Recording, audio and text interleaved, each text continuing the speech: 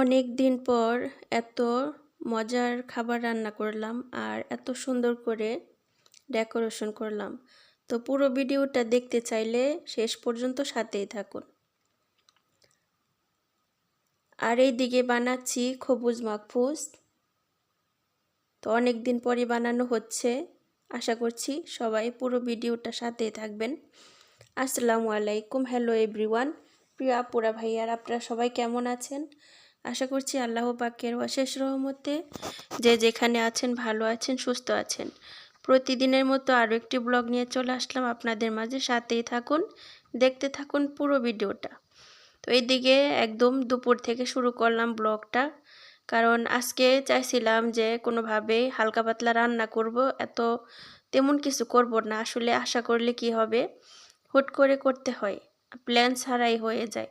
এদিকে ভাত বসিয়ে দিলাম, পোলাও ভাত, হালকা মশলা এবং তেল দিয়ে ভাতটা আমি হালকা সিদ্ধ করে নিচ্ছি। আর এইদিকে আমি রান্না করছি, জর্বিয়ান রান্না করতেছি। তো জর্বিয়ানটা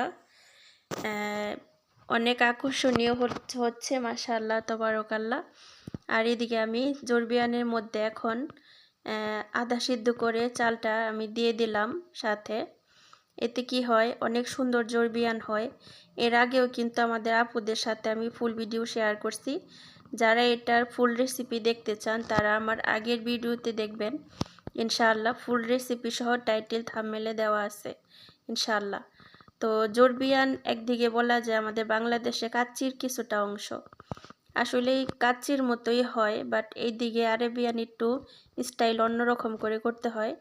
এটাই হচ্ছে ডিফারেন্স। মাশাআল্লাহ তাবারাকাল্লাহ। আসলে আলহামদুলিল্লাহ, এক একটা রান্না বান্নার এক একটা টেস্ট। আসলে বিভিন্ন ধরনের রান্না বিভিন্ন টেস্ট হয়। আর আমাদের বাংলাদেশে কিন্তু অনেক ধরনের মশলা ঝালটা বেশি খায়, আর এই দেশে এই মশলাগুলো কম খায়, আবার ঝাল কম খায়, বলা যায় ওনারা জাল খায়ই না। তো আলহামদুলিল্লাহি রব্বিল আলামিন। তো অনেক দিন পর এভাবে রান্না করতেছি, কারণ হুট করে বাসায় মেহমান চলে আসতেছে। তো এদের জন্য আর একটু আয়োজন, মেহমান বলতে দূরের কেউ না, কাছেরই ইনশাআল্লাহ। তো হুট করে আমাদের প্ল্যান ছিল যে আজকে সবাই বাহিরে খাবে।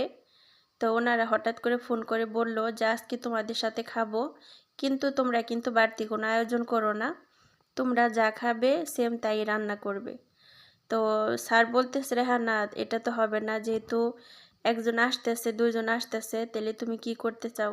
পরে আমি বললাম যে স্যার, স্যাম্পলের মধ্যে যেহেতু সময় নাই বেশি একটা, তাহলে এগুলা করি। তো দুপুরের খাওয়ার জন্য এই আয়োজনগুলাই করলাম, জর্বিয়ান আর হচ্ছে, আর এদিকে সবুজ মাখফুস। এই যে দেখেন, সবুজ মাখফুস বানানোর জন্য একদম আমি আটার ডোটা করে একদম সব কিছু রেডি করে নিছি আলহামদুলিল্লাহ। এখন শুধু ওভেনে দিয়ে দেব। তো এই যে দেখেন, উপরে আগুন জ্বলতেছে, নিচে আমি এই সবুজটা দিয়ে দিলাম। এটার নাম হয়েছে আরবিয়ান সবুজ মাখফুস। মাশাআল্লাহ তাবারাকাল্লাহ, আলহামদুলিল্লাহ রব্বিল আলামিন। তো হয়ে গেল, দিয়ে দিলাম। জাস্ট 15 মিনিট কিংবা 20 মিনিটে হয়ে যায়। যে দেখেন একটু হয়ে গেছে, এখন আমি দিয়ে দেব স্পেঞ্জারের মধ্যে একটু হালকা পানি দিয়ে এইভাবে মুছে দিব। এভাবে দিলে কি হয়, মানে একদম ভিতর থেকে রুটিটা অনেক সুন্দর করে সিদ্ধ হয় আর খেতে অনেক ভালো লাগে। এটা দিয়ে বানানো হয়েছে এই আধা কাপ পরিমাণ তেল, আধা কাপ পরিমাণ সামন হয়েছে ঘি, আর হালকা লবণ, এছাড়া আর কোনো কিছু দেওয়া নেই। তো এগুলি দিয়ে তারপর এটা মাখা হয়েছে আর বানানো হচ্ছে এইভাবে। তা আমি কিন্তু এটার রেসিপিও দিছি ভিডিওতে, আপনারা চাইলে আগের ভিডিওতে দেখতে পারেন। তো এদিকে আমার জর্বিয়ান রান্নাটা হয়ে গেছে। তো জর্বিয়ান রান্নাটা হয়ে গেছে প্রায়। আর দেখেন এদিকে আমি কিন্তু অনেকটাই রান্নাঘরটা গুছিয়ে নিছি, যেহেতু মেহমান আসা শুরু করছে। তো 3 জন মেহমান আসবে, আমার স্যারের একটি কাজিন, ওনার ওয়াইফ, আর হচ্ছে ওনার বড় ছেলে, সবাই কিন্তু বড়। আর এইদিকে দেখেন আমি এখন জর্বিয়ানটা এই ট্রের মধ্যে ঢালবো, কিন্তু আমি পারতেছি না, ভয় ভয় করতেছে, তারপরও করতে হবে, কিছু করার নেই। আসলে এই লাইটের আলো ক্যামেরার সব একসাথে হয়ে গেছে। আলহামদুলিল্লাহ, আলহামদুলিল্লাহ, আলহামদুলিল্লাহ। এই যে দেখেন, আমি ভাবছিলাম হয়তোবা নিচে পুড়ে গেছে, হয়তোবা সুন্দর করে ডালতে পারবো না, বাট আলহামদুলিল্লাহ রব্বিল আলামিন ঢেলে নিছি। আর নিচে দেখেন একটুও কিন্তু লাগে নাই নিচে বা পোড়া ধরে নাই, অনেক সুন্দর হয়েছে আলহামদুলিল্লাহ রব্বিল আলামিন।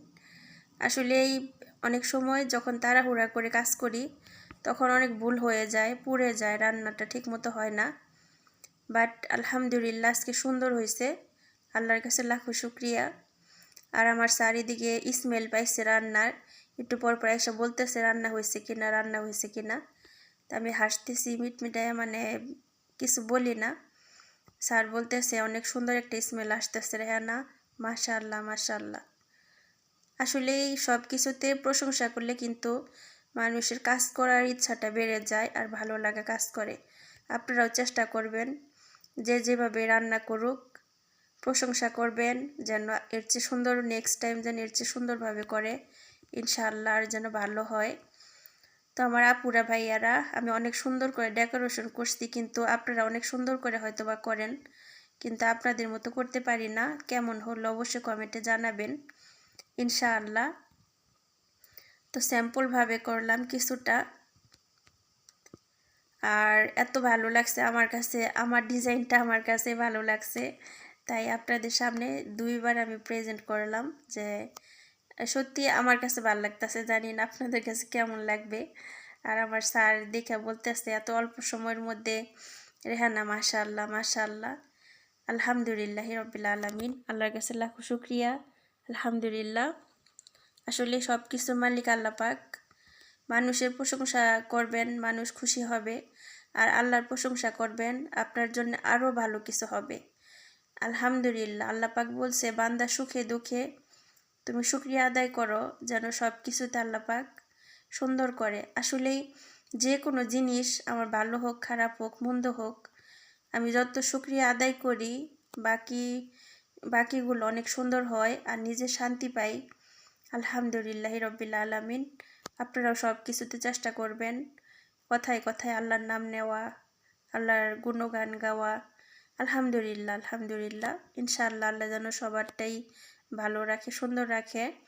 তো প্রিয় আপুরা ভাইয়ারা, আজকের ব্লগটা কেমন লাগলো অবশ্যই কমেন্টে জানাবেন। আর এই ছিল আমার আজকের ভিডিও। দেখেন সবুজ মাকপুস হয়ে গেছে। এখন আমি সুন্দর করে আর একটু ডেকোরেশন করে নিব, যেন মেহমানরা এসে দেখে যেন বলতে পারে যে না মাশাআল্লাহ, কিছু কিছু জিনিস আপনি দেখার মধ্যেই কিন্তু শান্তি। আলহামদুলিল্লাহ রব্বিল আলামিন। তো আমার এদিকে আজকের ভিডিওটা বেশি একটা বড় করব না, ছোটোর মধ্যে করলাম যেহেতু তেমন একটা সময় ছিল না। তা আপনাদের কাছে কেমন লাগছে কমেন্ট করবেন ইনশাআল্লাহ। সবার জন্য অনেক দোয়া শুভকামনা রইল। আল্লাহ হাফেজ, আসসালামু আলাইকুম।